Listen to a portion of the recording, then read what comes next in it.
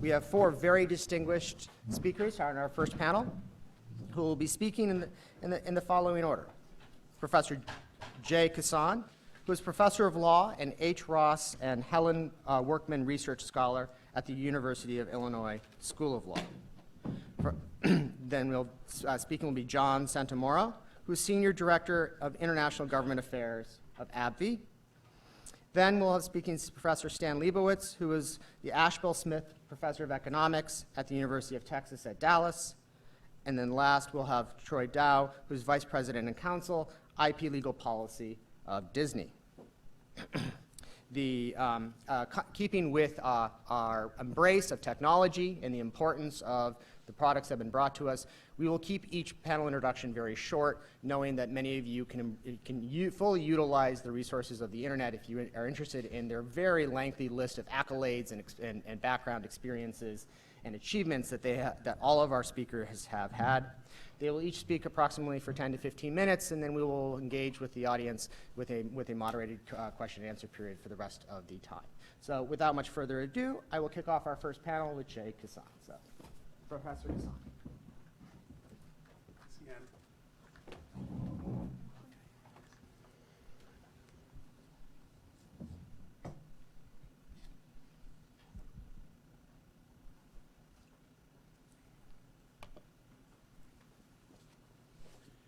Good morning, everyone. Thank you for coming, and thanks to Adam and Matt and Mark and Christina for putting this event together. It's always a pleasure to be here, and you guys do a great job. So my task was to talk about the economic rationales for patents in this panel and to place it in current context. So I want to sort of briefly talk a little bit about things that you've sort of heard more on the sort of what I call the sort of traditional ex-ante rationales, but spend most of my time talking about how increasingly there is a greater emphasis on what happens ex post after patents are granted. So the simple picture on the ex-ante side is that patents create an incentive to engage in sort of innovative activities, and if it were not for these patents, you basically wouldn't have crucial technology being developed, and the incentive coming from the supra-competitive pricing. And economic theory tells us that even when you have differentiated products solving the same problem, in other words, you have 3 or 4 different solutions for the same problem, you sort of end up in an oligopolist sort of situation where basically you nevertheless are able to recoup benefits from the marketplace through the patent system. It also sort of goes back to the traditional thinking that a lot of patented products are high fixed costs, low to zero variable costs, and so this sort of provides a mechanism for you to sort of recoup that investment, and that then creates an opportunity for other players to finance these kinds of activities. The traditional sort of response to this is to say, hey, well, yeah, the incentive story is great, but in fact, there is so many ways of appropriating benefits from the marketplace, and it's and if you're engaged in innovation, then you have first mover advantage, you have trade secret protection, you have reputational gains, so on and so forth, and so the patent is just one of those various mechanisms, and it's really particularly instructive in this regard to look at the work of economic historian Petra Moser, Petra, looking at all the inventions that were exhibited in the world fairs, a fantastic, terrific piece of work. She shows how, yes, a lot of these inventions that were shown in the world fairs, in fact, did use all of these different mechanisms to appropriate benefits from the marketplace, and they did take advantage of secrecy. They did take advantage of lead time, and they did take advantage of patents. The interesting thing from her work that she shows is that very often, when you have a couple of breakthrough inventions in a lot of these areas, when secrecy becomes less valuable and when lead time advantages are not as significant, then you see a greater switch to patents to try and preserve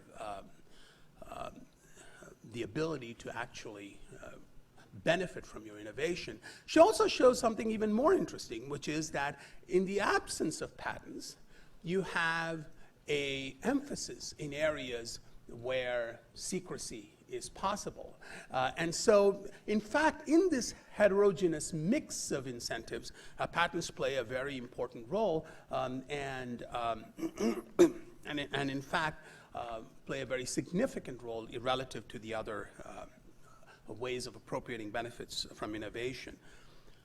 I want to also show you this sort of, again, in keeping with the sort of ex-ante picture, some results from a study done by Stuart Graham and others on high-tech entrepreneurs and the patent system. And this is taken from figure 3 is taken from their paper here. It's published in the Berkeley Technology Law Journal. That looks at 3 industries. It looks at biotechnology, medical devices, and software. The clear bar is biotechnology. The black bars are medical devices, and the shaded part is software. What you see here is that, in fact, reliance on the patent system does vary across industries.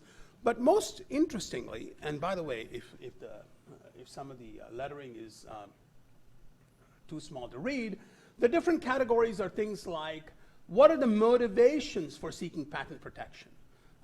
Preventing others from copying, securing investment, improving your chances of being acquired by others, improving your reputation, improving your negotiation position in cross-licensing, preventing patent infringement actions, and so on, and obtaining licensing revenues.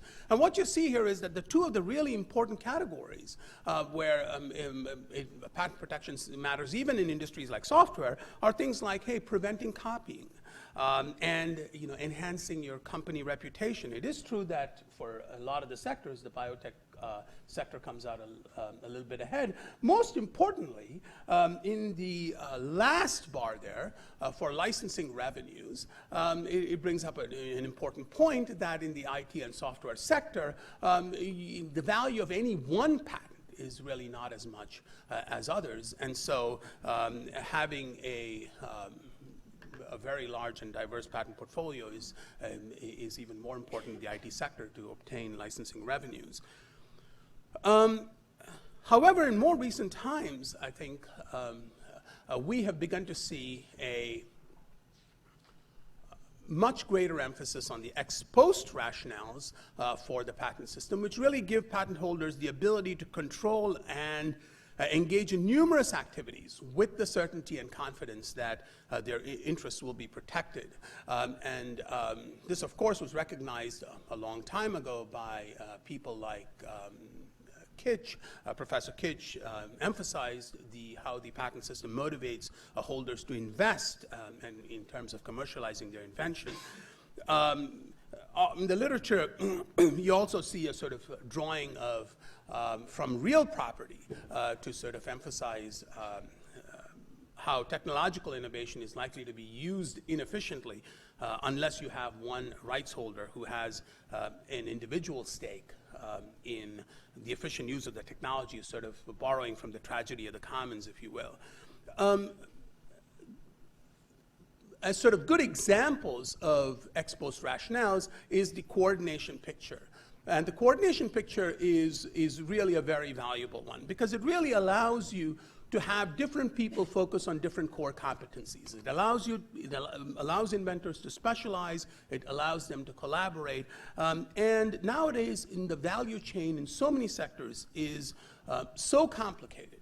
If you take a simple example of a cell phone like the Apple iPhone 4, you can see here that this is a teardown of the Apple iPhone 4, and you can see that there is a large number of players who have actually contributed to this product, including Samsung, Infineon, Micron, Texas Instruments, and so on. And all of them have contributed valuable technologies. This, of course, is going with the fact that we recognize that modularity is really key. And modularity has become important and allows people to sort of focus in on things that they are capable of doing well. But once again, it shows that, in fact, when you see a final product, like an Apple iPhone, in fact, there's a whole number of players behind them, all of whom have pursued their own innovation, all of whom have made their own investment and produced their own products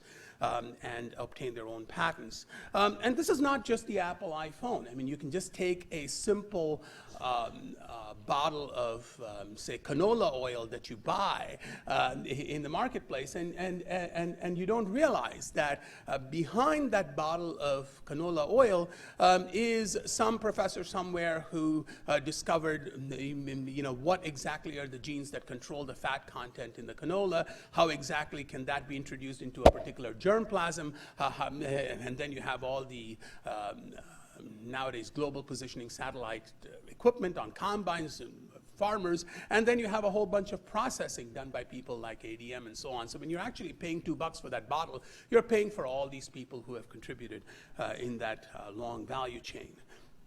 In addition, there is a sort of an important signaling function, which is that you really see the signaling function is increasingly important to sort of signal to other people, we have technology that's actually ready for commercialization. Signal to your complementary asset holders, hey, I have something that I might want to trade with you. And we also are sort of sending important signals to investors and to the marketplace, because patents have been shown to correlate well with things that are more difficult to measure. Such as exactly the value of your knowledge capital and so on. And so, in fact, patents are used as effective proxies for a lot of these other more difficult to measure considerations. Finally, in keeping with the sort of the ex post framework, patents allow one to assign a value to an intangible asset in a particular market. Patents often don't define markets. You could have a number of patents in a particular market, and having these valuable property rights allows you to sort of assign a clear value to them. Obviously, it serves as an important legal bargaining chip, and I'll talk a little bit about some of the sort of non-traditional uses of licensing as well. And of course, it allows you to collaborate, especially in settings like standard-setting organizations, where members might come together and contribute their patents and sort of pick the best of breed, if you will, in developing a particular technology. Of course, this is particularly important in the, broadly speaking, in the information technology, computers, communication sector. So take, for example, the 4G LTE standard, the 4G long-term evolution standard, which sort of evolved from our GSM and CDMA 2000 networks. And you can see that to the LTE standard, there are a whole number of companies that have contributed SEPs. These are standard essential patents that are found in the 4G LTE standard. There's a whole bunch of companies, Motorola, Qualcomm, LG, Ericsson, Nokia, BlackBerry, so on and so forth. But then you also have a whole number of other smaller players as well. And these are standard essential patents. So these are patents that are absolutely essential to practice the 4G LTE standard. In addition, you really have companies coming together and developing the standard, creating these patent pools, and then offering the pool to others who want to license the technology. So for example, in the same LTE standard, which is offered through the licensor VIA, you can see that the companies on the left here are the licensees. You can see major name players, Hewlett Packard, AT&T, but you also see smaller upcoming companies who want access to these standards to compete on other fronts. And so, hey, I have access to this terrific technology from these other companies, but I can compete on some other terms. In addition, we're also seeing how patents allow people to maintain control over their inventions and focus on other aspects. For example, if you look at some of the more innovative licensing policies pursued by Stanford and Berkeley, for example, say with the Cohen-Boyer patent, where if you were a nonprofit, they were happy to give their patent rights away, but were more interested in appropriating benefits from your work if you were a for-profit company. Similarly, you see universities pursuing different forms of licensing, all of which sort of becomes possible because of the kind of control that they can exercise over their technologies. Adam's already told me I've got only 2 minutes left, so I want to make sure that I stay on time. A couple of other interesting things that are happening in the patent world are these, in addition to some of the other ex post rationales that I mentioned, are these patent pledges, where you're seeing companies for various strategic advantages because they want to sort of commingle code, combine open source code with proprietary code, or like Tesla, you realize, hey, it's not going to be easy for me to build all the charging infrastructure over the whole country, and so it's strategically advantageous for me to give my technology away to other people. So we see lots of cars, electric cars in the market, and then we can actually go ahead and build the complementary charging infrastructure. So the short answer is that the traditional justifications that we have had, the ex-ante justifications, still apply in many industries. But it's really the ex-post justifications that are sort of come to sharper focus now, where patents allow you to define and assign value and allow you to more efficiently license and invent complementary assets and collaborate and offer complementary benefits from your innovation. This then actually allows you to have greater access to technology and greater interoperability. Thank you very much.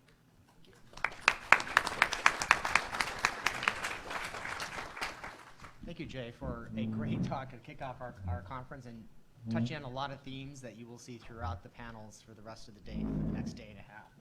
Our next speaker, as I said, is John Santamora from AbbVie. So,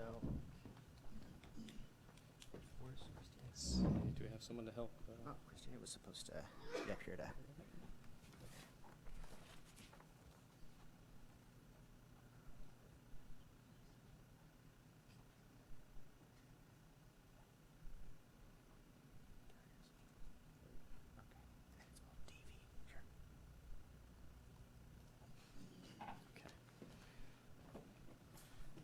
All right. Well, thank you all for coming here today. And I'm very happy to be here to talk about what I think is a very important issue on the value of patents and particularly a view from the pharmaceutical sector. And let me thank Mark and Adam for organizing this program and very graciously inviting me to participate as a speaker. So hopefully we can cover a few issues that I think are quite interesting and frankly of great import to companies like the one that I work for. That being said, my name is John Santamaro. I work for a company called AbbVie, which is a research-based pharmaceutical company. Intellectual property rights are really at the core of the pharmaceutical business model, and I'll talk a little about that with a particular focus on patents, but also other areas are quite important, particularly trade secret or data protection type issues as well in light of the regulated nature of the industry. So we'll touch a little bit upon those types of issues as well. But let me preface this by saying, similarly, as you may hear in a lot of these types of presentations, the views expressed here are my own and do not represent the views of AbbVie.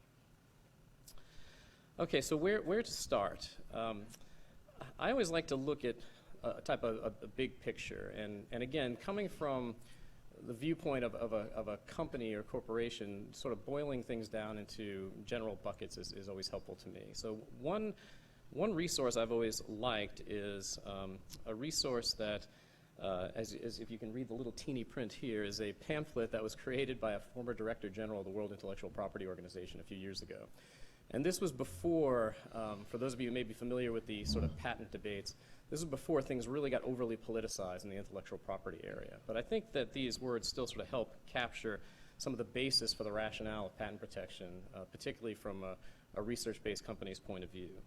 So the way that the Director General put it in this context, when you're looking at IP rights generally, you're really looking at a continuum. So a lot of folks try to focus in specifically on the exclusionary nature of a right, how that impacts things. In the area of public health, there's an issue of whether that's preventing or hindering access to medicines, for example, or whether and how it incentivizes the creation of new medicines. But I think we have to always remember this is only part of the spectrum of activities going on.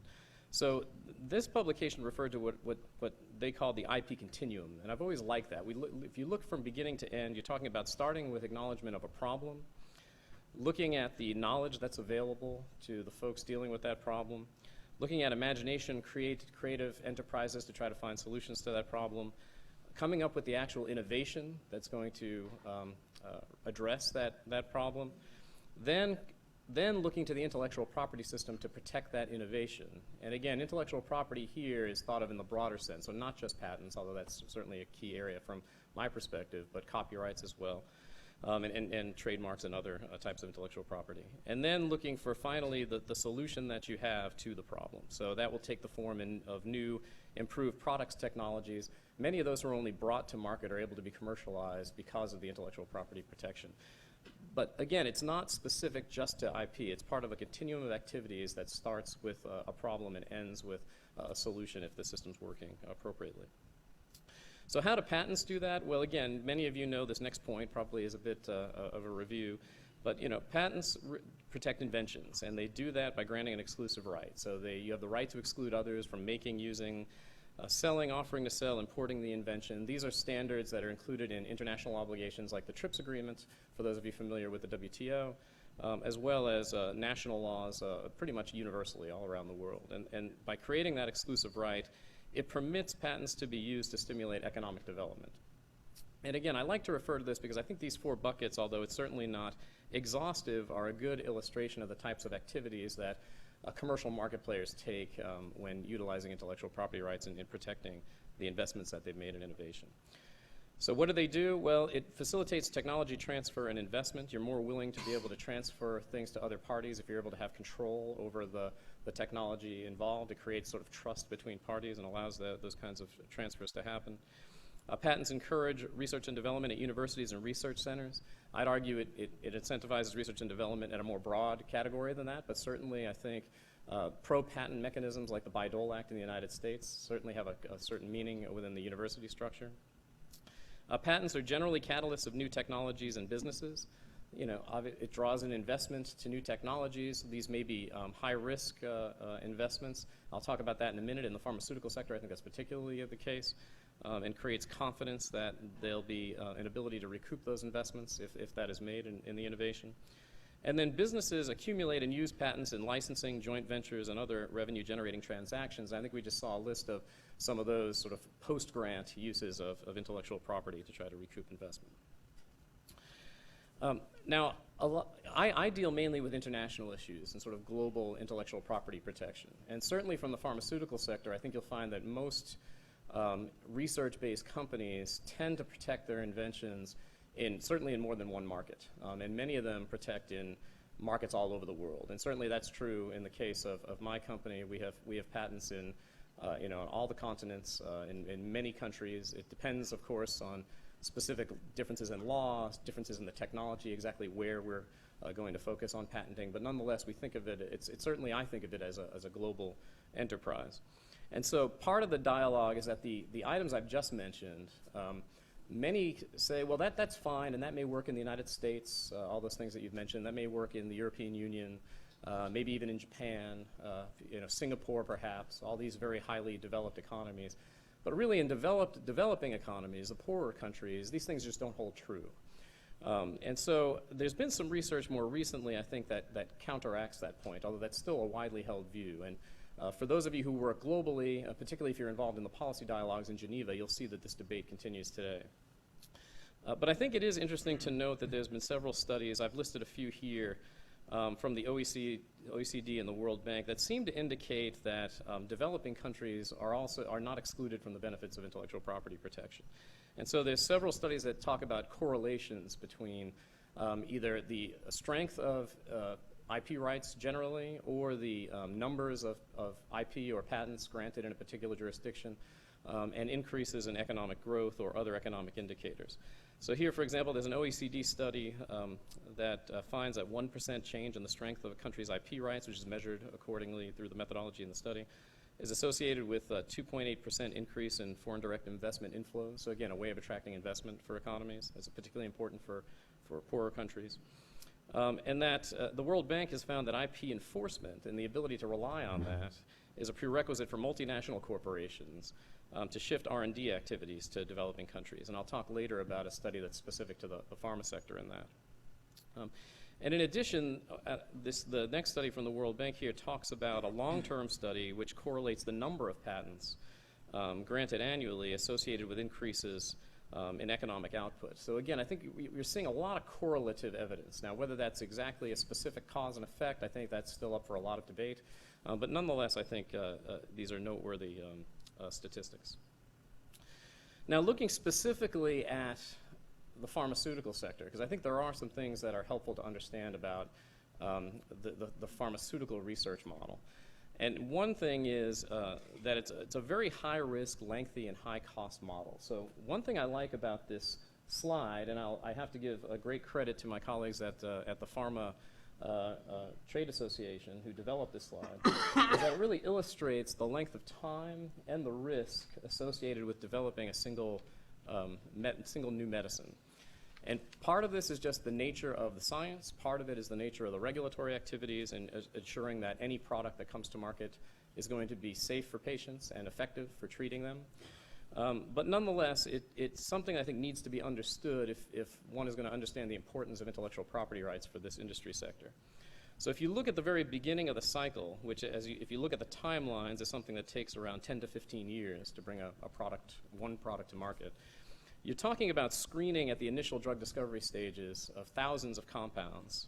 And this actually, I should preface this, this is really based on sort of the old small molecule paradigm, but I think we're seeing that in respect of what large molecules or biologics, for those who are familiar with these types of issues, the costs are even higher associated with many of those, and the risks may be higher as well. But you start with screening thousands of compounds, and you have to boil that down to a very small number through the discovery process for those that may have the ability to treat a particular disease in a particular way, and that is thought to be safe through things like animal testing and other types of preclinical analyses. And then you get to the point where you're willing to put this product within human beings and go through the clinical trial process. And this is a really key process. It has 3 phases, and you'll see on the slide it talks about the number of volunteers at each stage. So you have to sort of progress, if you will, to ensure that the product is both safe, and then eventually as you move on to bigger testing with larger groups of people, that it's effective for treating the disease target, but also will not have unanticipated adverse effects in human patients. So you go through this process. It's quite a lengthy process, 6 to 7 years is the number given here, and quite expensive as well in putting these processes together, but one that's absolutely essential, I think, to make sure that you have the integrity of the pharmaceutical process. And then that will finally arrive in one FDA-approved medicine. So again, when you're looking at this, a lot of products are dropping out. You're seeing from 10,000 all the way down to 1. It's a very high-risk model. And the next slide, which also I can thank my colleagues at Pharma for developing, also refers to the amount of costs that are involved in this. And there's been several studies over the years, and as you can see from this graph, from the mid-'70s to the early 2000s, the costs just keep increasing at a very high rate. And the last set of studies that I have refers to the cost to bring one new biopharmaceutical to market at $1.2 billion. Now, others have challenged that, whether that's really exactly accurate.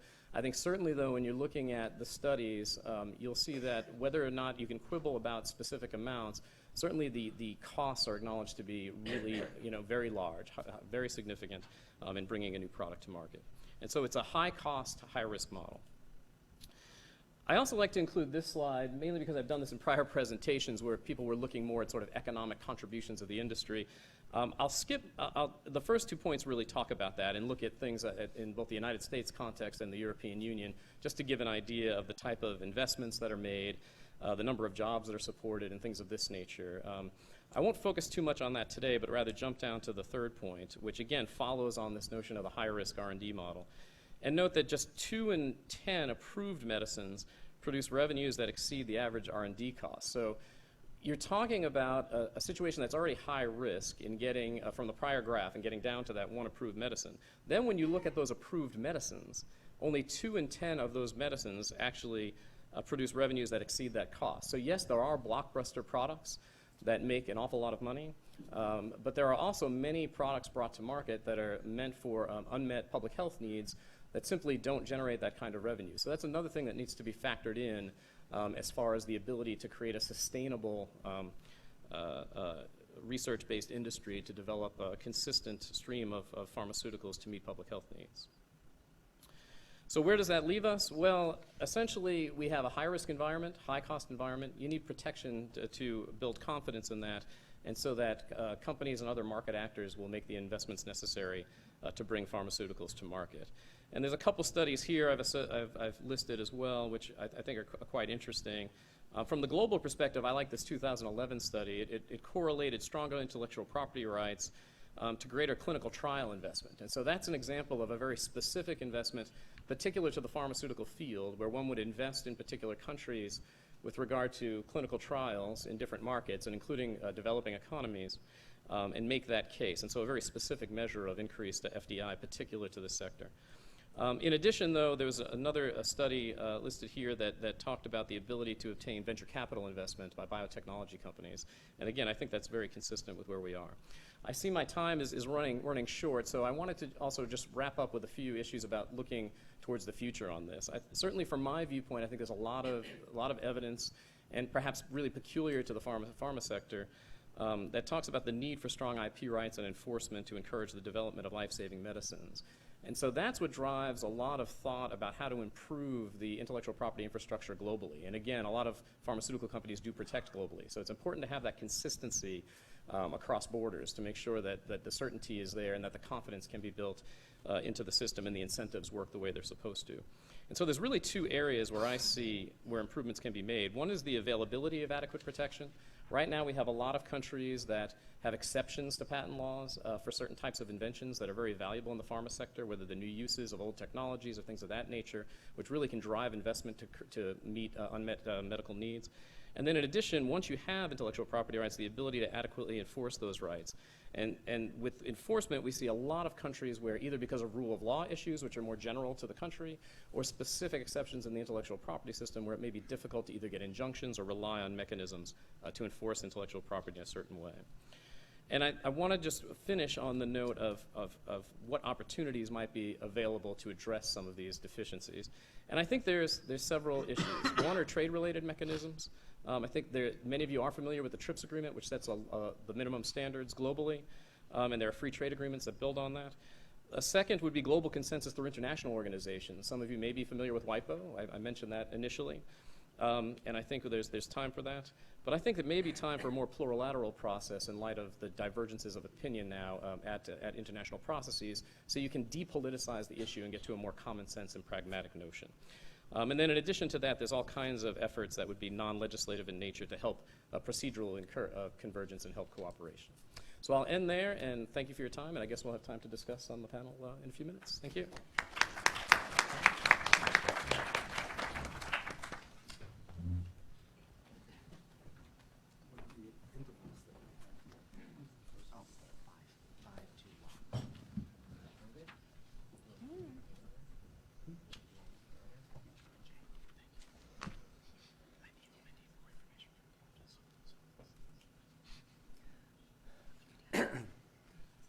Okay, thank you.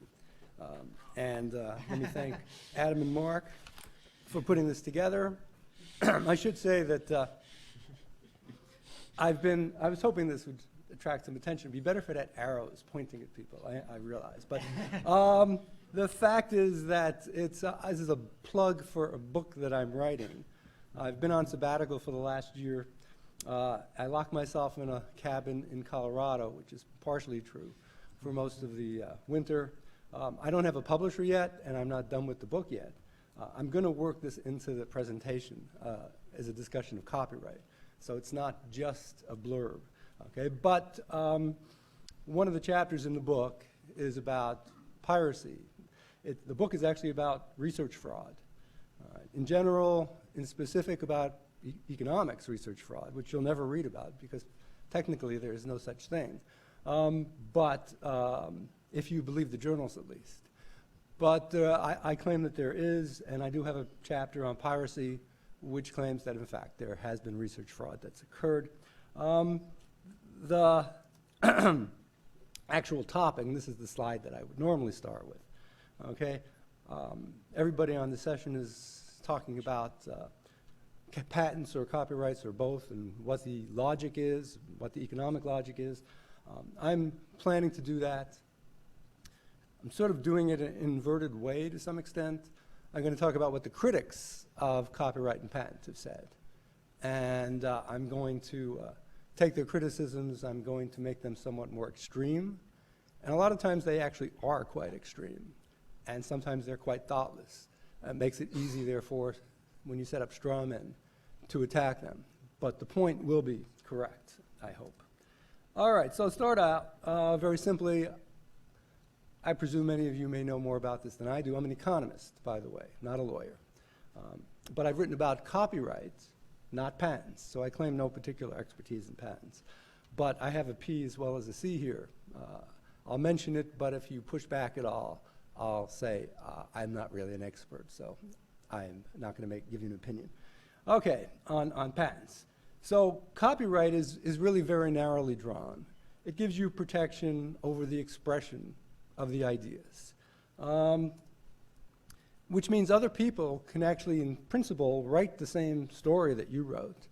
And if they really did it independently of you, they are not kept from bringing theirs to market the way you are. There was a fairly not terribly good television show on cable, all right, they're not all that good, that I watched for some reason, called Halt and Catch Fire, which was about many things, but technically it was about the creation of the IBM BIOS on the original IBM PC by third parties. And if you watch that, and it happens to be true, even though this was a fictional company, they basically set up a system where somebody went and found exactly what the IBM BIOS said, and they figured out what it was saying, and then they gave it to some people who hadn't seen the actual BIOS, and said, we're going to tell you step by step what you need to do, but you have to create the computer code to do it. All right? And so they created a duplicate of the IBM BIOS, but it was legitimate, it didn't violate copyright, because they didn't copy the original. All right? So that's what I mean here by it's narrow. You can come up with the same product if you can do it independently. There are infringement cases in copyright where someone will write a song that sounds just like someone else's song, and I haven't been in the court for this, but my understanding is the defendant who's accused of copyright will try to prove that he never heard the original. Okay, and if he could prove he was out in a desert island for the first 25 years of his life and he wrote the song when he was there, he'll be able to be found innocent because he couldn't have heard the original. Okay. Patent is not quite as narrow, which makes patents somewhat more questionable issue in terms of efficiency, as we'll see in a few seconds. It goes to the first to patent, as I found out recently when I was reading up on patents. Anyone else who's working on it, that particular topic, that particular type of innovation at the same time, loses out. And the fact that they were not copying, and they may have been very close to coming up with their innovation, the guy who patents first gets the right.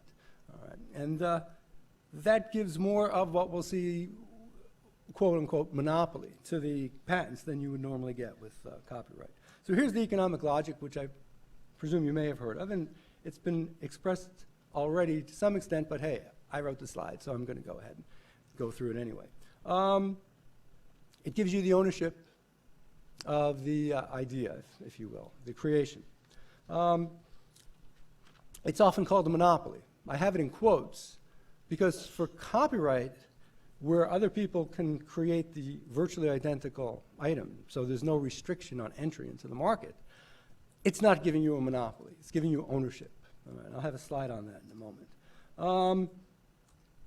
Now, normally in the old days when I talked about this, I would talk about non-rivalrous goods and how ideas are non-rivalrous. I don't think that's as important as I used to. And it's of more interest to economists than it is to non-economists. So the basic story is you can raise your price above the level that you could charge if you didn't have the ownership that the copyright or patent gives you. All right, and that is detrimental to society because they're paying more and consuming less than if there were no copyright or patent. But it also rewards the creator because the higher price, lower quantity that gets produced by a patent owner or copyright owner provides the possibility of profit for the creator of the patent or copyright. And this seems innocent enough to anybody who's had a basic economics course. If you provide greater rewards in a market, you'll get more produced. It was known as the upward sloping supply curve. At one time, it was actually known as the law of supply. But you don't hear about that law anymore. It's sort of been repealed. But there's still this tendency, and I think empirically, there's tremendous evidence that most supply curves are upward sloping. So it would seem to be not an issue that would cause a problem. But in this world, the claim of an upward sloping supply curve is criticized very heavily. And I'll have a slide on that. And then we have the famous balance, okay, between the trade-off involved in providing the monopoly, okay, which causes social costs but provides the rewards, and you don't want to allow the copyright or patent to last forever because that'll be too long, presumably. And so we want to have a balance where we get the right number of items being produced, the number of innovations, and we don't have too much period of time where consumers are paying a high price. Now, this balance is a shot in the dark. Nobody knows what it should be, nor is anyone going to be in a situation where they're going to know what it should be in any conceivable time frame. We picked a lifetime for this, which, as I understand, is 20 years for patents, and 70 years after you die for an author. Fairly different time spans, but there's no reason to think that those time spans are too long or too short. We really don't have much information. And I should mention, and it's already been mentioned, and I don't even know what I need to anymore, but there is a claim that I've seen that the purpose of patent law is not for this balance. It's not to reward the creator, okay, that its real purpose is for the commercialization. That's all I'm going to say about it. It's been discussed by people who know more about it than I do. So let me go into the criticisms now of copyright and patents. And you would think, based on what I've seen, there are some very strong critics out there. And they sort of lump the ones I've seen, patents and copyrights, together. All right. And to some extent, this may come an article that I'm going to cite in a moment. Two articles were written in the 1930s by Arnold Plant. All right. And that set the template for criticisms of copyright and patents for the next 70 years, 80 years after that. I don't know if current authors even know where it's coming from, but he made the criticisms that are there now. And here's the first one. And it's a monopoly.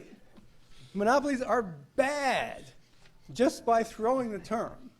Okay, it's like the N word in economics. Okay, we almost shouldn't be allowed to say it anymore. And, oh, okay. I didn't turn my phone off, but okay.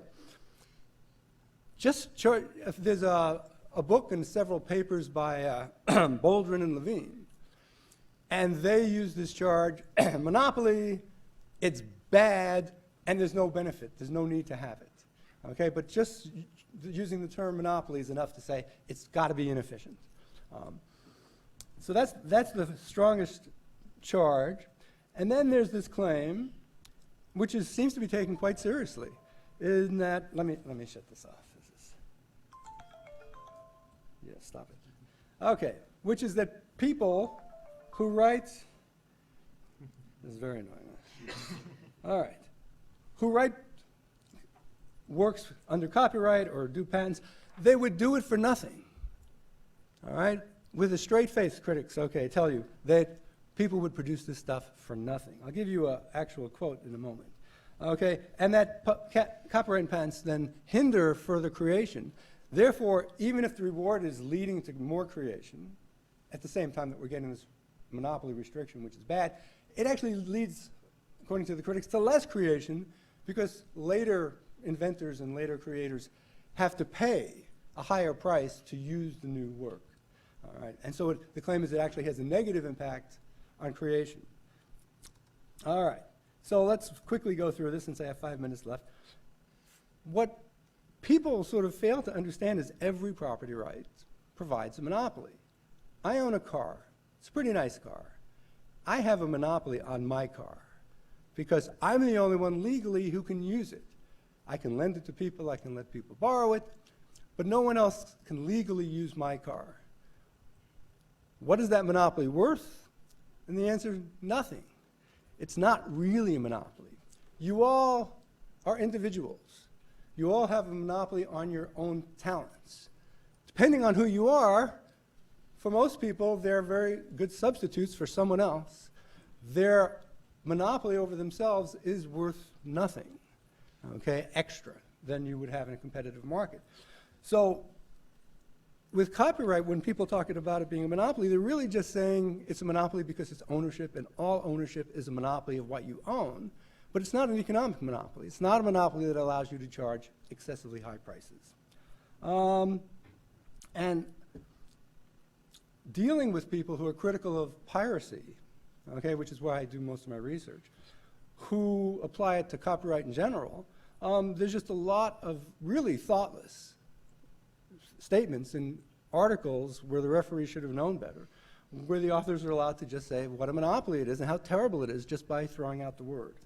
I will say patents, because they do stop other people who are independent creators from getting any ownership over the creation, you can make a stronger case that there's a monopoly element or that there might be a monopoly element. All right, so the people that claim that invention is going to occur on its own and creation is going to occur will say, well, look at all the artists who made no money and did all this great art. Okay, and there are lots of them, and all the musicians who are dirt poor and they wrote all these great songs. And, you know, don't they just create? And there are people who seem to be that way. Here's a quote from Plant, talking about inventors. He says, necessity is not the mother of invention. The act of inventing, rather, is a necessity in itself.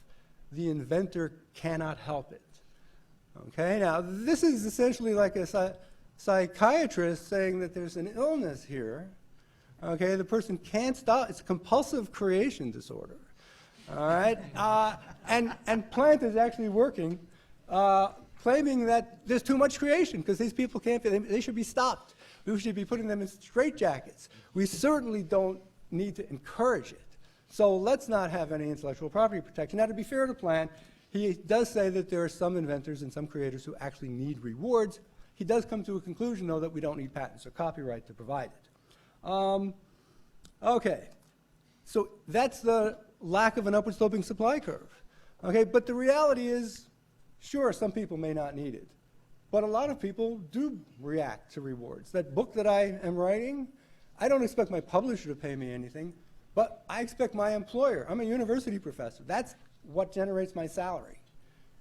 So the fact is, for, I'm sure, a very large percentage of people, plus you can do it full time if you have a job. You can only do it part time if you don't, if it doesn't pay you, because you need to do something else. Okay, I'm almost done. In the last few years, I've been thinking about this from a non-economic point of view. And I reference an article that I published in Competitive Law School Review. Because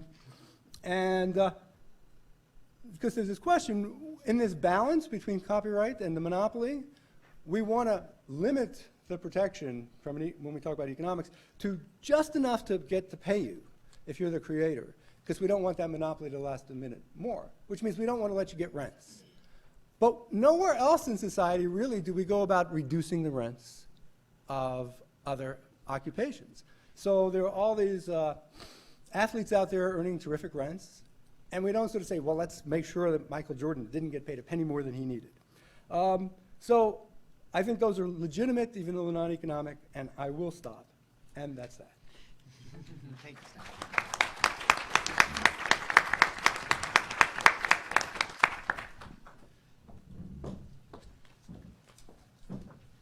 I'd be happy to let him keep going. So thank you, Adam and Mark, for having me here today. This is a great conference. As Adam referred to, the Walt Disney Company is a company that lives at the intersection of creativity and innovation, and so I'm grateful to have an opportunity to have a conference that talks about that.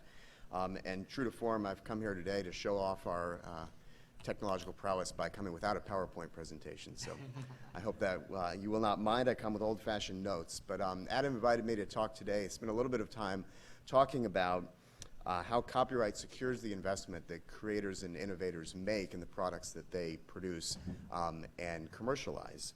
So as I thought about this today, the panel and what I might say, I decided that I'm going to start telling people when they ask me what I do for a living that I'm in the business of film financing. Because, frankly, Washington has plenty of lawyers, and heaven knows we have enough lobbyists.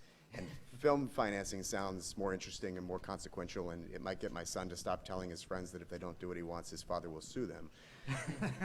So, but the reality is that, I'm a copyright lawyer, and as someone who's engaged full-time in the practice of trying to ensure that copyright maintains its ability to provide protection for the investments of authors and creators, that the business of ensuring access to capital to finance films is really the business that I am in and others like me are in. So let me talk for a moment about the film industry. I don't know how much many of you know about the film industry. I had a boss once who gave a presentation to a group of academics in which he promised during his presentation he was going to tell them all the secrets of the business of the movie industry. And his presentation consisted of a single slide. The single slide said something like this. Number one, invest millions of dollars to create a motion picture. Number two, charge people to distribute and see that motion picture. Number three, invest profits, if any, in the production of another motion picture. So there you have it, the business of the film business. Now, obviously that's a gross oversimplification, but it is, in essence, the business model on which the American film industry is based. Now, in fairness, and to justify the CLE credits that you'll get today, I'll give you a little more information about the film industry and how it works. Many people think about the film industry, they think about a handful of powerful Hollywood studios, media moguls, and they think about a string of box office hits that churn hundreds of millions of dollars in box office receipts. And they see an industry that they think is a wealthy industry, a productive and successful industry. I think the reality is that this is not the reality, that the film and television business is really a quintessential venture capital business. So if you look at the way the film industry works, film studios act as venture capitalists. They act as investors. Each film is its own separate entity, its own separate startup. In fact, if you look at the way the business works, every every production is generally its own corporate entity, has its own CEO, has its own leadership structure, and the business of that entity is the production of a single film. When that film wraps up, that entity moves on and the investors go on to another venture. In some cases, this venture is developed in-house. So you can think about a film that's based on an idea that's generated within a studio. So take, for example, a movie based on a Disney theme park attraction, something like Pirates of the Caribbean, which I think most of you have seen, or maybe something like Haunted Mansion or Country Bears, which were made, but probably none of you saw. These are movies that were developed, the ideas were spawned in-house, and they were developed and sort of spun off into ventures that created these movies. They might be something that was based on the optioning of a script by a studio who then develops that script into a film. In other cases, ventures come to the studios looking for backing. You have some examples where, for example, you have a producer who might have a first look deal with a studio in which that studio gets a right of first refusal on the projects of that producer. So the producer will come with an idea and say, here's what I want to do. I'm looking for support, looking for financing, and the studio will have the option to invest in that production or not invest in that production. You look at examples like the movie Dallas Buyers Club. I don't know if anyone tracked the story of the production of that film. That film was decades in the making, of where someone had a vision of a film that they wanted to make.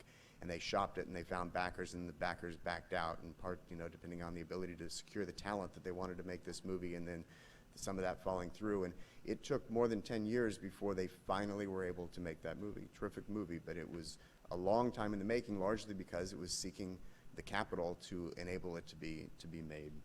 And then you think about the film festival model, where you actually have studios who go to film festivals and will invest in completed motion pictures, where they will, in the term of the industry, pick up a film for distribution. But the reality of what they're doing is they're investing in a startup and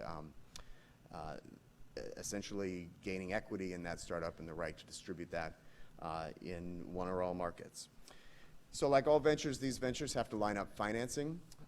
In many cases, this involves outside investors, seed capital, or venture financing, including in many cases from banks and outside investors, and from other film companies. This is why, if you notice in many of the movies that you watch, you'll see at the beginning of the movie the logos from multiple studios will sometimes come up on the screen. What you're seeing there is that you have a number of studios who have spread the risk and the cost of the production of these films across multiple studios. You see this prevalent in particular in the independent film industry, where oftentimes the money to make a film comes by selling off the foreign distribution rights. And thus you'll see the cards at the beginning of the film for all of the different investors who had a hand in financing that venture. And then these ventures, like others, have to recruit talent. And this is not just directors and A-list celebrities, but it's a host of other people. And they compete for this talent with other ventures, just like any other startup. These include writers, producers, set design specialists, costume and makeup specialists, technicians, and a host of other people who will work on the film. And they line up outside vendors to do a lot of the work as well. What a lot of people don't realize is that the film and television business is a business that exists in every state. The majority of people who work in the film and television industry work for small businesses, most of those with employing less than 10 people. So these are people that are everything from local casting and location scouting. These are caterers and florists, dry cleaners, hardware stores, construction workers, truck drivers, to people who do special effects and music scoring and post-production. Ultimately, hundreds of people will work on one of these ventures before the film is finally produced. And so most people will look at the box office returns and see that a film will return 50, 60, 80, even $100 million in the box office and say, what a great business this is to be in. But the truth is that the business is one of extraordinary risk, and oftentimes it's high risk and low reward. The average cost of producing and marketing a major studio film is in excess of $100 million. And many of the action and big production films that you see will easily cross into the 200, even there's some that will go as high as $300 million to produce and to market. And when you see the box office figures associated with these films, you have to recognize that those numbers are split. Those numbers don't go to the producer, right? There is a split between the producer of the film and the distributor, in that case, the theatrical exhibitor. So if you look in the case of a blockbuster like Guardians of the Galaxy that opened to opening weekend of $94 million, which was huge, once you've split the returns between the producer and the exhibitor, you've recouped maybe 1/5, 1/6 of your cost of investment in that film. If a film like that goes on to bring in $300 million in the domestic box office, which is about where Guardians is, you're still not profitable.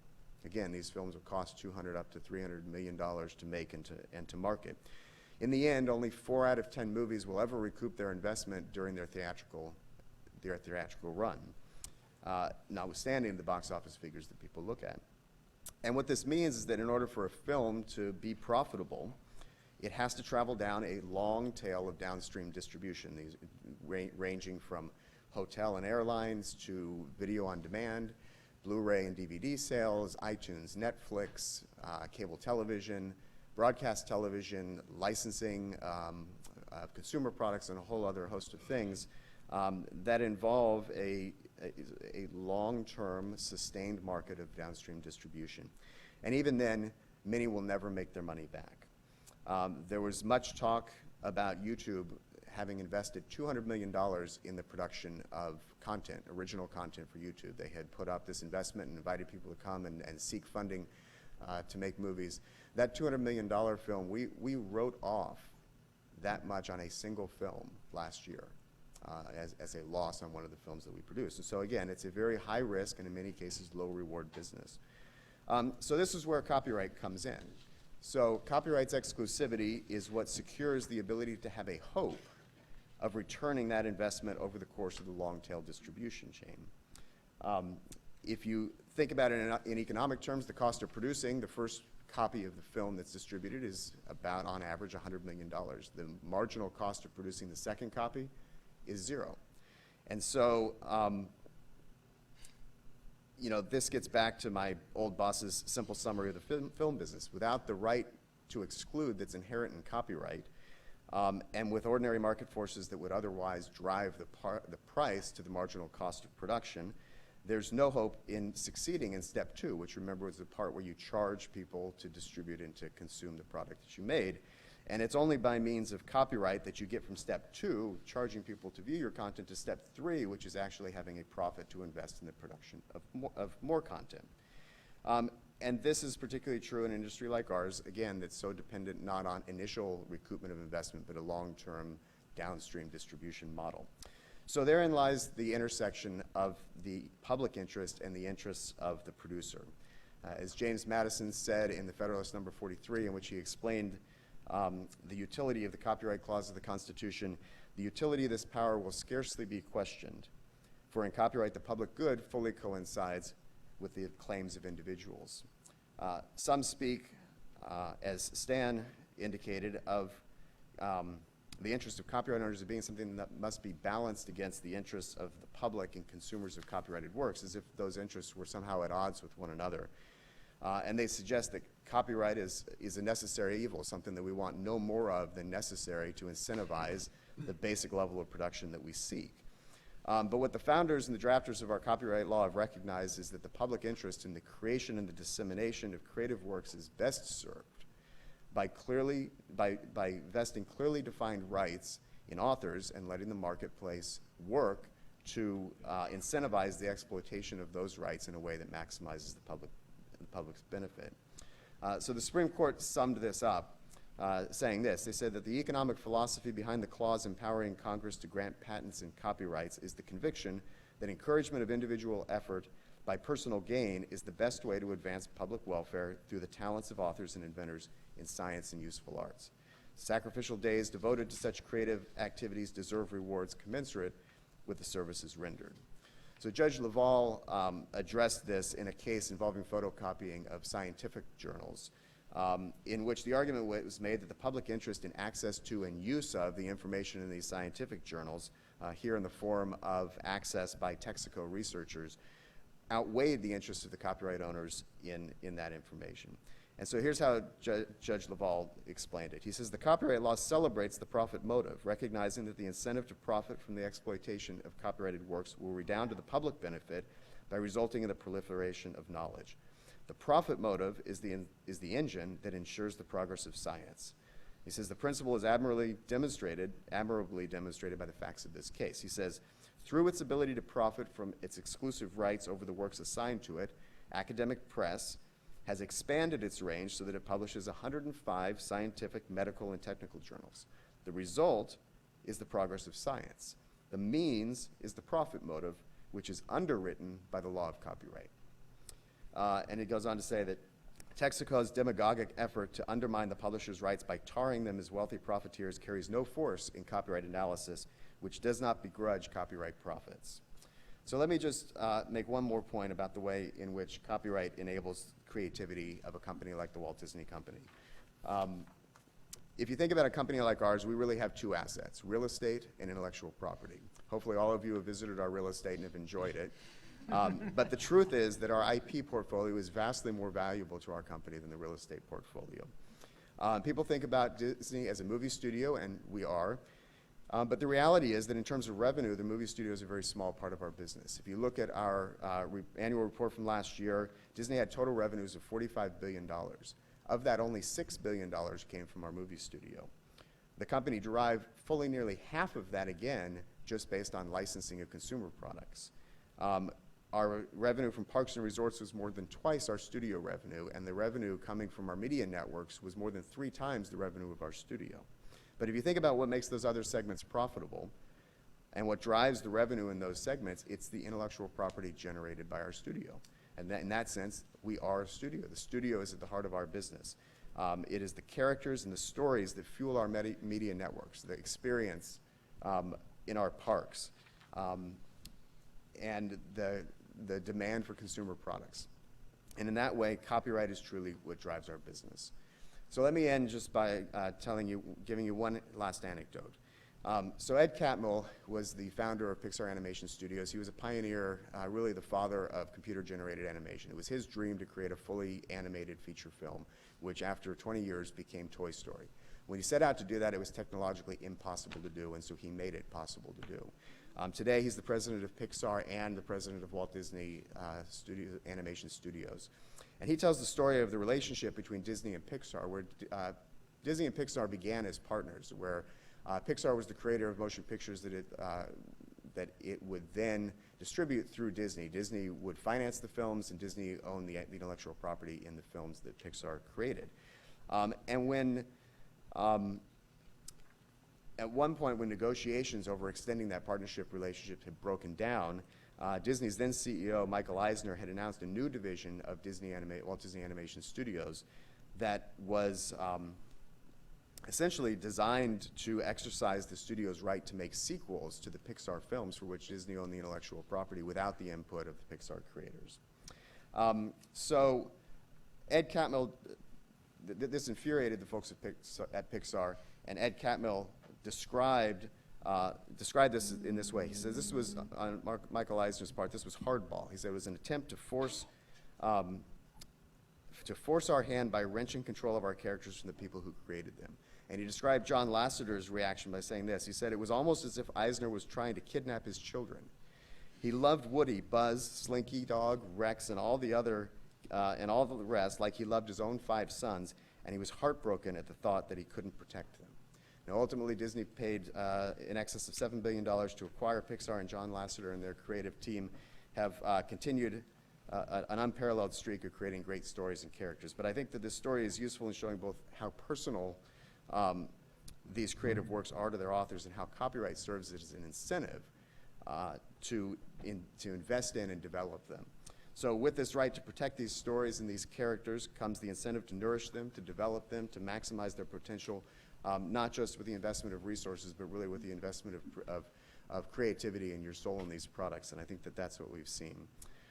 So as one of my former bosses was fond of saying, if you can't protect what you own, you don't own anything. And so with that, Adam has given me the please stop sign, so I will stop. I'll do as our friends in the Senate say and yield the floor, and we can move on to our discussion. Thank you.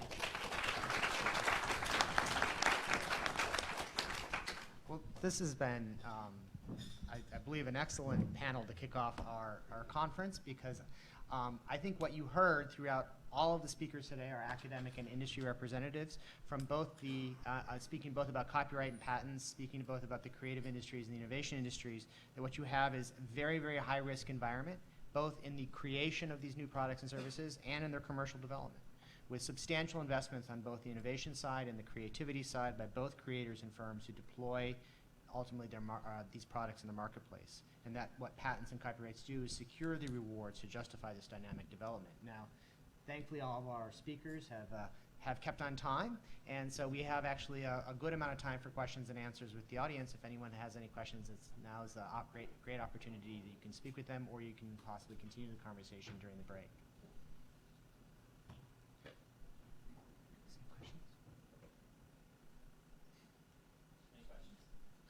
We will have, we will have microphones to, there's right there. Well, couldn't ask for a better first questioner of the conference.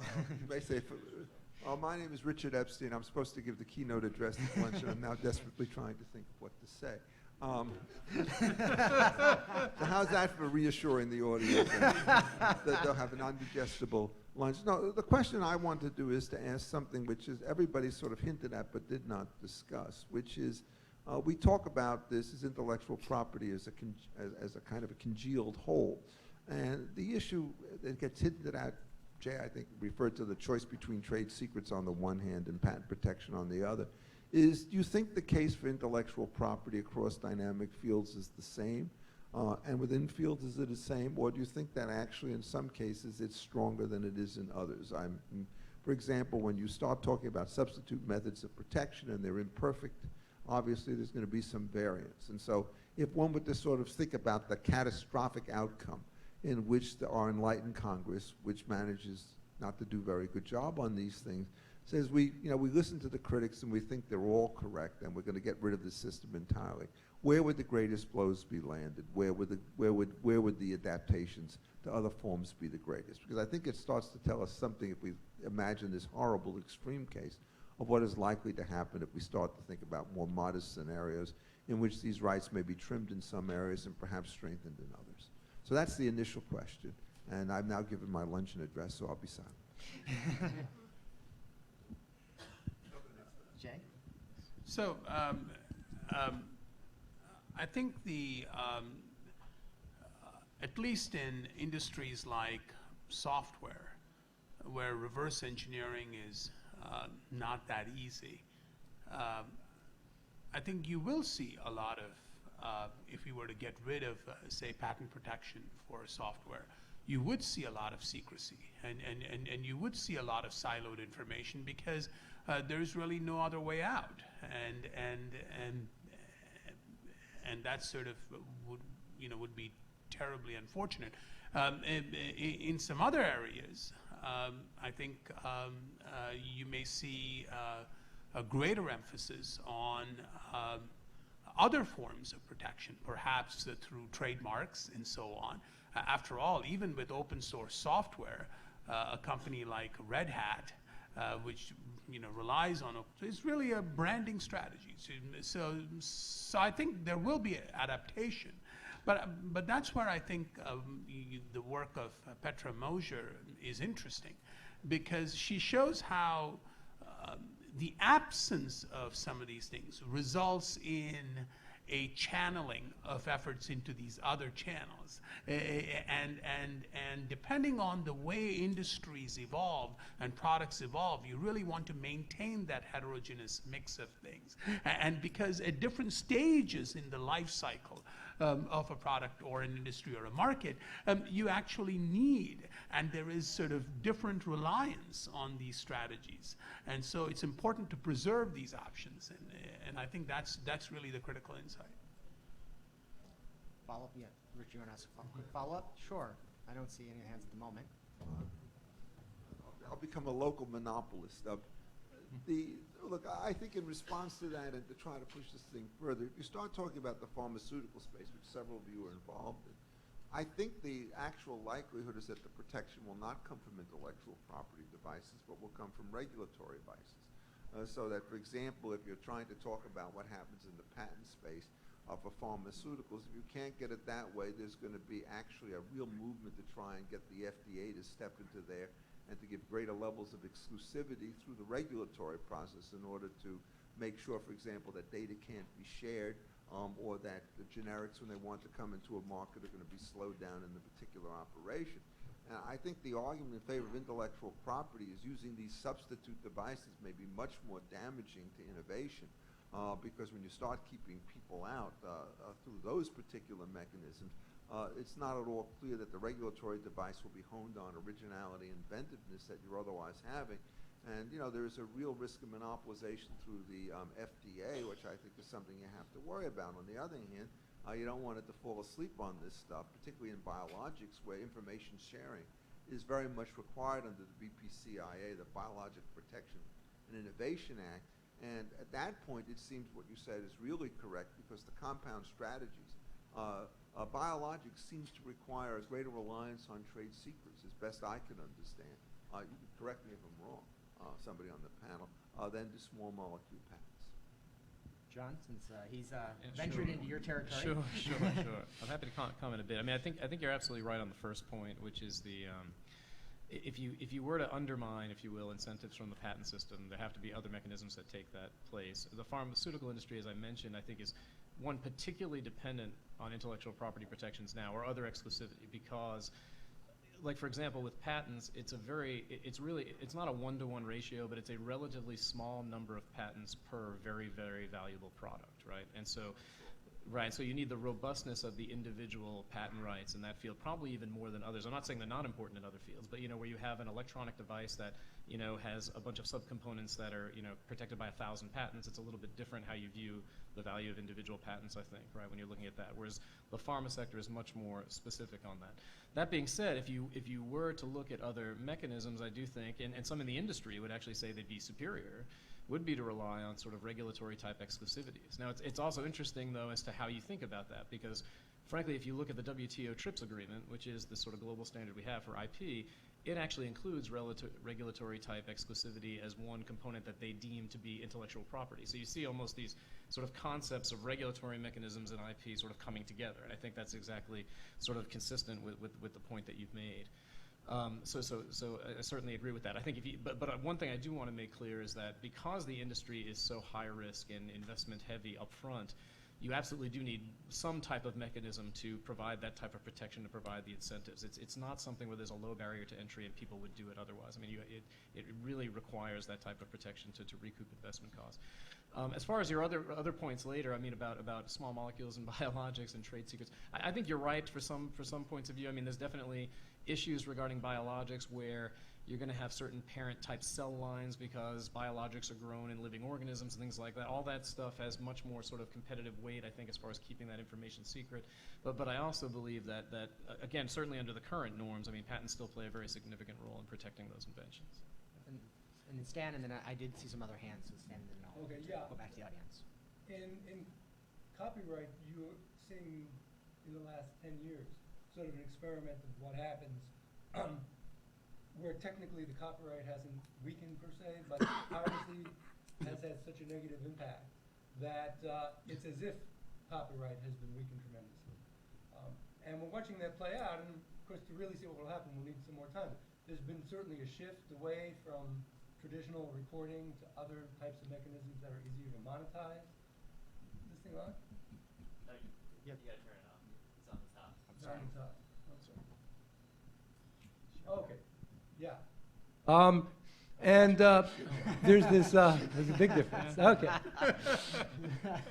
It's also the case that I think you're seeing the record companies engaging in riskier strategies than they otherwise would. This movement to subscription models, which they're trying very seriously. I doubt that they would have tried that because it looked like a loser compared to the traditional model. But given that the traditional model is falling on its face, they're looking to try anything to try to get revenues back. And that will be interesting to see what happens 10 years from now. But the record industry on sound recording revenues is about 1/3 of what it was when Napster started. So this is a big decline. And it's conceivable if there weren't other mechanisms to monetize that we would just go to an amateur system. There would be no more professional music if you couldn't have concerts and these other alternative mechanisms. David? Yes, thank you. Well, it was two quick questions, and they're going to be directed at Stan. One was I didn't understand what is the book that you're writing that's coming out in 2015? Well, I don't even have a publisher yet. Okay. And I'm not sure I'll be able to get one. Books. But it's on fraud in scientific research and particularly Okay. economic research. We need to talk about that afterwards because I'm really interested in that. So. I have a readership of one. Okay. So, but the other thing is, I just wanted to comment on the attempt to move to these new models and stuff like that. I mean, do any of you have thoughts on this? Like, for instance, as a songwriter, I'm really strongly impacted by piracy, right? And on one hand, there's really no enforcement, right? There's no enforcement effort from the U.S. government in any way. I mean, yes, a few sites have been taken down and stuff like that, but the courts, Department of Justice, do nothing about this, right? On the other hand, I'm under a consent decree by the Department of Justice as well as a songwriter. I'm not really able to exercise my full ownership rights in my songs.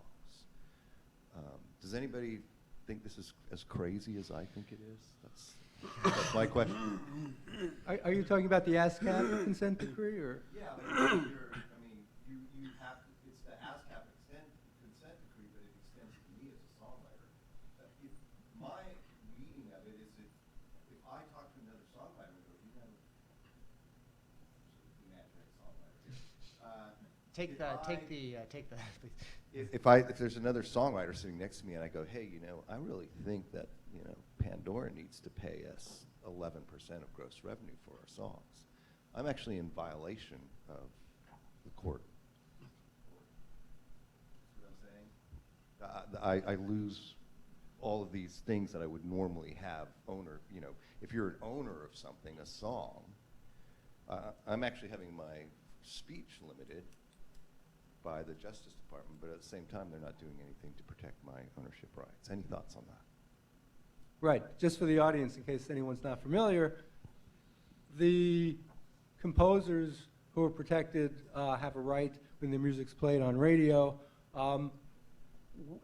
were taken to court, and there was a consent decree in an antitrust case saying that they couldn't coordinate together and that there was going to be a rate-setting agency. I don't understand how I committed a crime. Who I sin.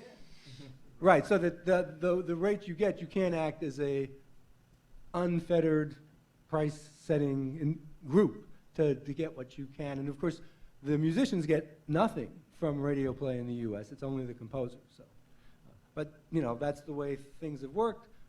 And then you can have a big discussion, I'm sure, about that. And I don't claim to be an expert per se. Right.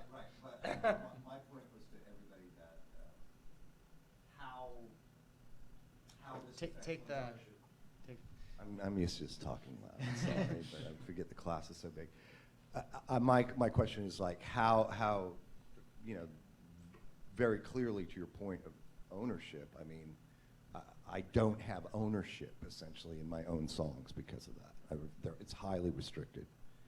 Well, that does sort of go to the point I'd made about the balance is sort of like random. And I think in this case what you had was the radio industry had more clout than the composers and the musicians did. And so they were able to basically say, we're not paying anything to the musicians.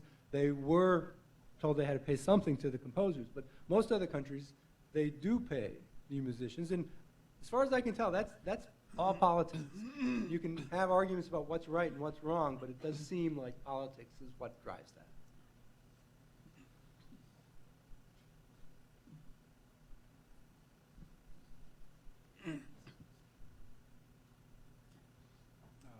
Moplis here, Hamilton. Thank you very much for this enlightening discussion. I think Jay mentioned patent pledges, and I was just intrigued about the mechanism and how that works and how that's different from, let's say, a covenant not to sue. So can you maybe discuss that, or do you have any thoughts? Yeah,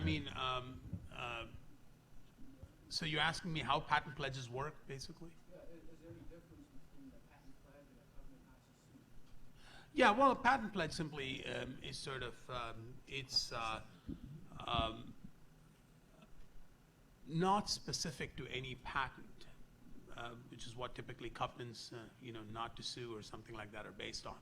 A patent pledge simply says, for example, Google's patent pledge simply says that if I have any patents that end up being implemented in open source software, then I won't assert those patents. So in other words, if you agree to develop open source software that happens to use one of my patents, then I won't assert it. Okay, just as an example. Okay, so there's a whole list of patent pledges by various companies, all sorts of pledges. I won't license to X, I won't do Y. That's compiled by George Contreras at American University. So if you just do a search for patent pledges and Contreras, I think you'll see the various kinds of pledges made by various people. A lot of it is very strategic, and a lot of it is about very carefully exercising control over the rights or not exercising controls when it's to the advantage to not do so. Yeah, I mean, and a patent pledge is just a promise. It's not legally enforceable. So if Google did decide to sue, you can't go to court and say, well, you announced that you weren't going to do it, unless it's framed as a cross-licensing type of agreement, which is exactly what Elon Musk did, which you referred to earlier. Elon Musk did not say anyone can have my patents. What he said is, what I'm announcing is an open cross-licensing agreement. You use my patented innovation. I won't sue you as long as I can use your patented innovation as well. So it ends up being much more like a license or a covenant not to sue between parties that's agreed to and it's enforceable in court.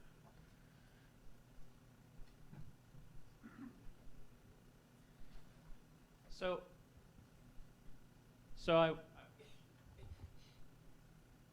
I want to offer a question that ties together some of the themes. Pushes back a bit against Richard's question, where the premise asked you to consider whether some parts of the intellectual property system were more important than others. Perhaps the sum is greater than the sum of the parts. The whole is greater than the sum of the parts. For example, trade secrets may complement patents. John's company produces a lot of research and engages in a lot of research. A whole mountain range of research. The peaks may be patented, but there's a lot going on before you get to the patents. And Troy's company, I think, is an intellectual property company, not a copyright company. So I thought perhaps John and Troy in particular might address how intellectual property works as a system to protect the investments that their companies make.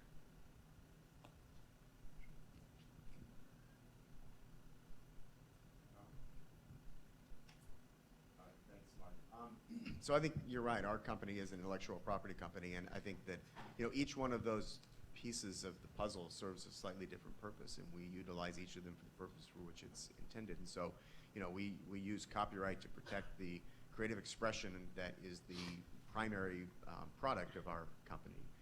But at the same time, that expression is made possible by a whole lot of technological innovation that is driven by many patents that we hold. And so we rely on technological innovation and patent protection to help develop the art, the technical art, that then makes possible the expressive art that you see on the movie screen or on your portable devices and whatnot. The trademark laws we utilize very consistently to ensure that consumers, when they interface with our products, can have a consistent experience, and you can sort of maximize the market potential of those products by using the trademark laws for what they were intended. The trade secret component is less of an aspect for our company, but we have those aspects just like any company does. And so all of those things come together to create an environment in which you really can bring to market products in ways that are efficient, that are productive, in ways that are value creating. Yes. Let me make sure. Is this on? Yeah. Yeah. So on the pharma side, I think you're right. I mean, there's a lot of. I think IP rights are complementary in many ways. So when you look at a particular product, I mean, many people think of like a compound patent sort of being as a fundamental element of intellectual property protection, and it is. But there's a lot of other mechanisms of protection that may have applicability, and some will depend on differences of laws, especially when you're talking across different jurisdictions, but also just in general by the nature of the protection. So for example, in addition to patent protection, which is very valuable, companies like mine will rely a lot on regulatory data protection, which prevents generics from using data, the safety and efficacy data that's been submitted to regulatory authorities for their own approvals for a certain amount of time. Now, again, as we mentioned earlier, some view that as a regulatory mechanism as opposed to an IP mechanism. I think it's been called one or two or both, but that's certainly one element. There's certainly a lot of value in trades, more what you would think of as classic trade secrets. And when I think of core trade secrets in this sector, I mean, one great example, I think, is with respect to particular manufacturing processes. A lot of this is very important in the biologics area, actually, where the product is the process, is a phrase that you'll hear sometimes. And a lot of that is protected by classic trade secret protection as opposed to regulatory exclusivity, which is based on sort of a different notion of that. And then in addition, of course, there's classic ways that patents and all these types of protections interact with things like branding and trademarks and things of that nature, which all have a lot of value. So when you do look at different ways of intellectual property, I think you're right. I think the sum is greater than the whole of the parts. I think you sort of are able to protect different aspects of different products through different mechanisms of intellectual property protection, and the way it comes together is or the way companies see this is a way to bring things together to optimize the protections for their investments. And if you do tinker with one element, that can cause unanticipated consequences because Congress or whoever may be tinkering with that element because of a particular issue may not be realizing how that plays together with other types of protection for different industries. And I do think that's an important point to note.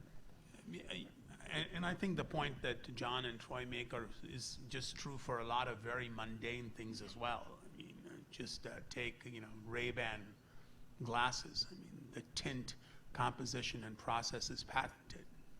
But then the shape is the subject of trade dress, and the name is the subject of trademarks. And this is sort of, it's even for very, very mundane things, you have this sort of overlay of IP rights. Excellent. Well, I think that's a great note on which to finish our first panel. Thank you for fantastic presentations and a very inspiring and interesting discussion.